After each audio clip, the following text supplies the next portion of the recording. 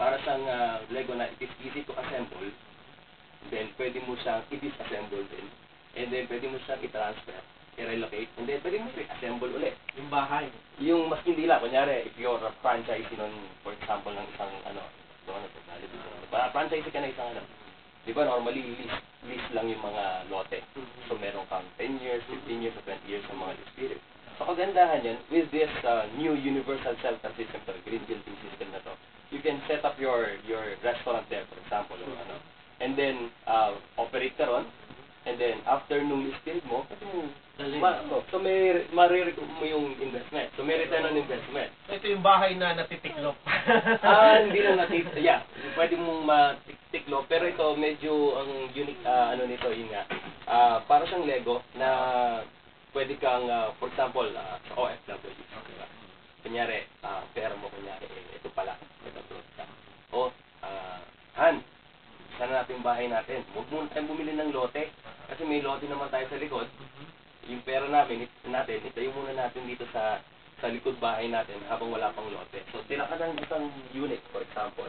Since para siyang Lego, pwedeng lumaki yung bahay mo sa paglaki ng pamilya mo, ng livelihood, ng kabuhayan mo. So, pwede siyang lumaki na lumaki, or pag kunyari may lote na kayo, pwede mong baklasin at pwede mong ilipat doon sa nabili yung lote. Parang ang sinasabi mo, maliit pang budget mo, pwedeng maliit lang. Yes. Pagka dadagdagan, bili ka pa ng materyales at hindi ka na mahirapang hindi kagaya ngayon na nagtayo ka, pagka gusto mong palakihan, titibagin mo, di ba? Yes. Wasak at sayang. Tapos tsaka ka magtatayo na naman ng bago. Kasi nasabi mo, meron kayong sistema na hindi kailangan tibagin. Yes. Paano nagawa yun? Siyempre, kaya sa technology. So, lahat ng bagay, pre-designed, pre-thought, pre-engineered, pre-fabricated. Pero hindi siya plastic. Hindi. May concrete din. Ganito siya. Yung mainframe system niya, kumbaga sa katawan ng tao, yung skeleton, steel siya. Kasi it's the most recycled building material in the world. So, green building system kasi ito eh. Ngayon, parang yung katawan natin, di ba, meron tayong muscle, skin, tapos meron tayong brain, and everything, mga digestive system, kung ano-ano. Yan, plug and play na lahat yan. So, pwede mong salpakan yan ng, kunyari, mga lightweight ng mga concrete panel, pwede rin mga indigenous material, pwede rin yung mga bagong mga technologies ngayon nagawa rin na, yung mga SIP, yung maraming lahat ng available sa market, pwede mong isalpak dito.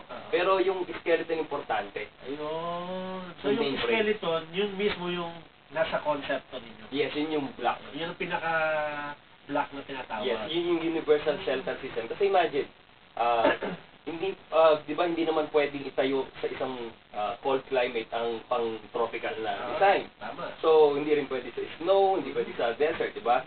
Pero yung skeleton niya, maging malamig man yan o maging mainit, pwede mong i-set up doon. Tapos, doon sa locality, doon sa where it is, yung parang indigenous na na native niya, doon ka nabibili ng mga iklaklad mo dyan. So, hindi mo na kailangang export yung mga iba. Tapos meron din naman silang mga materials doon, di ba? So, iklaklad mo na lang.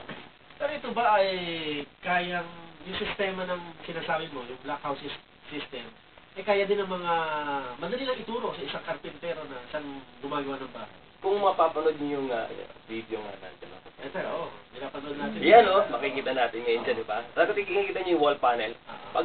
Pag salpak mo, dowels lang sa taas, dowels sa baba, yun na, ready to paint na. Wala nang palitada, wala nang scaffoldings, wala nang formwork. Ayan, sa yan, Anawim Montalban, Ibo Sanchez yan sa Anawim, kami yung mga missionaries of the homeless, nagtayo kami ng mga, kasi isang block sa emergency shelter system eh. If you remember, di ba, 5 years ago, super typhoon din hit the Philippines, di ba yung Quezon, Tingalan, ganyan. Nandun muna kami as volunteers sa Gawad Kalinga, sa mga habitat, yung mga, yung parang sa homelessness talaga na-address namin. But then, we were maximizing the potential of the technology na parang Robin Hood. Ipa-commercialize namin siya, pero ang beneficiaries pa rin ito yung mga homeless pa rin. Mga tinamalang bagyo. Yes, parang yung mga nangyari ngayon. Meron nga kaming lumulutang sa baha ng mga nakapatent sa amin yan na housing. Pero may tali para... Hindi, sa una, depende kasi kung malanaw mag-start na yan, di ba? Kasi una, naka-raise on stilts. Para in a way, safe ka sa second floor or even to the third level. Pero yung third level mo, pwede mong i-release, yun yung mag-float, yun yung magaan. Doon sa una may naka-table pa yan. Pero pag nirelease mo yan, kung kasi di ba ngayon yung mga dam, bigla mga pinapakawala na ganyan, tumataas ng ganyan. So in short, hindi na sagip bahay lang eh, sagip buhay. Di ba? Kung tutusin. So 5 years ago na, i-patent na natin yung konsepto nun. Maganda, no? Pero hindi ba mas mahal ito kumpara dun sa traditional na paggawa ng bahay? Right now, 15% to 20% pag hindi pa economy of scale, hindi pa mass Kasi produce. konti pa. Oo, pero hindi kasi pwedeng i-compete lang sa materials lang. Titingnan mo yung time. Diba? Yung na-save mong time. Sa pagtatayo. Sa pagtatayo. Imagine we're perfecting a system now you can build a house in just 40 hours. Talaga, ibig sabihin, 40 hours ang dire-diretso. Na pwedeng dire-diretso, pwedeng 8 hours a day. So, yung 8 hours a day, ilang araw lang yun? 5 days. In 5 days, may bahay ka na? Yes, ang magtatayo, yung pamilya mo pa mismo. Kasi we're trying to make everything easy for you. User-friendly siya. Parang pag binuksan mo isang laruan, di ba? Alam mo na kung saan may kakabit itong A na to, kakabit mo sa B. Parang tinatanggal natin ang sakit ng ulo sa user. Pero ito ba ay matibay? Halimbawa, binagyo, baka naman magkalas-kalas doon sa yung pinagkakabit-kabit mo kasi siyempre sabi mo parang Lego lang. We are a team of architects, engineers, so yun ang profession or ang specialization namin for the past more than a decade. So, ginagaranti namin structural integrity. Kasi may structural analysis and design ng lahat. So, siyempre, igagaranti mo yan na safe. Una-una, di ba, skeleton nga. Yung iba kasi, hollow blocks lang na pinag-interlock. Yun ang mga mahihina. Pero ito, talagang structural computed. Hindi siya over-design, hindi rin under-design. And, ano yan, certified. So, safe siya. Although lightweight. Nakikita ko more on steel siya, di ba? Yung structure, yung mainframe niya. So, mas matibay ito sa Lindol. Yes, computed. Basta yung meron siyempre tayong mga engineers na kinukompute nila ron sa para maging safe siya ron sa certain magnitude ng earthquake, di ba? Yung nakikita nga natin, ang savings natin dyan, kung makita niyo yan, yung particular na, tinayo namin yan 5 years ago na eh. You can save not only ron sa cost ng bahay, kundi ron sa monthly savings mo. For example, yung roof system na ginamit namin dyan, pumapasok yung liwanag, pero yung init, hindi. So imagine, di mo na kailangan magbukas ng meron. And then, of course, siyempre, passive cooling, pasok na din, siyempre, expert mga designers, di ba? Ayan, nakikita niyo yan, yung mga connectors. Pwede kang magdugtong dyan, so nakikita mo yan, di ba? Meron na siyang abang. Yes, oo. Pero ngayon nga, kung tutusin, mas na-develop pa namin yan, kasi it was 5 years ago. So, continuous ang product development natin. Meron na nga kami ngayon tinatawag namin the Auto Block, para sa robotic na yung digital hub ng computer world. Parang ini-enclose natin dito na within one place, you can work there, you can study there, you can even attend match. Kasi di ba ngayon, kasi yung computer, di ba, may webcam na, may YouTube na, may friends na, you can socialize there, shop there, eBay, Amazon, di ba, kung tutusin yung home study, pwede na.